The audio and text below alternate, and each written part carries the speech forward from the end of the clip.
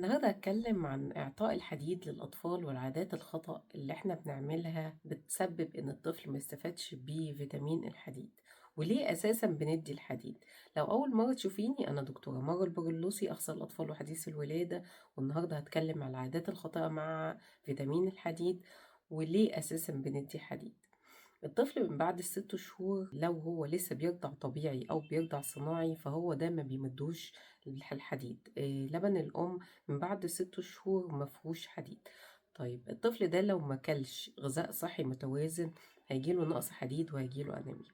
طيب لو الدكتور كتبلك على الحديد، ايه العادات الخاطئة اللي بتعملها بعض الأمهات فبسبب ان الطفل ما بيستفادش بالحديد ده؟ اول حاجة ان انتي تدي الحديد ده مع حليب او منتجات البان. الكالسيوم بيمنع امتصاص الحديد، فلو انتي اديتي الحديد مع بعد الرضاعة على طول، او اديتي الحديد مع زبادي او اي منتجات البان، الكالسيوم الموجود هيقلل امتصاص الحديد، فبالتالي الطفل مش هيستفيد بالحديد.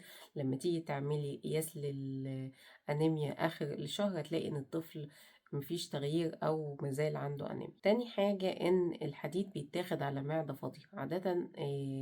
بعض الناس بتاخده على معدة مليانة أو بعد الغدا، فاحنا الحديد أفضل امتصاص له قبل الوجبة بمدة نص ساعة ولا حاجة. بعد كده أفضل حاجة إن احنا ندي بعدها فيتامين سي، سواء عصير برتقان أو عصير فراولة، أو تأكليه برتقان أو فراولة أو ليمون، أي حاجة فيها فيتامين سي هتزود امتصاص الحديد في الجسم. لو الطفل بيتعب مع الحديد ممكن نخليه بعدها بحاجة بسيطة، وجبة خفيفة، بس الأفضل امتصاص الحديد على معدة فاضية. ودي من ضمن الأخطاء اللي بعض الأمهات بتعملها، إن هي تدي الحديد على معدة مليانة بعد وجبة تقيلة. وأهم حاجة تكون الوجبة دي ما فيهاش منتجات ألبان زي ما قلنا قبل كده.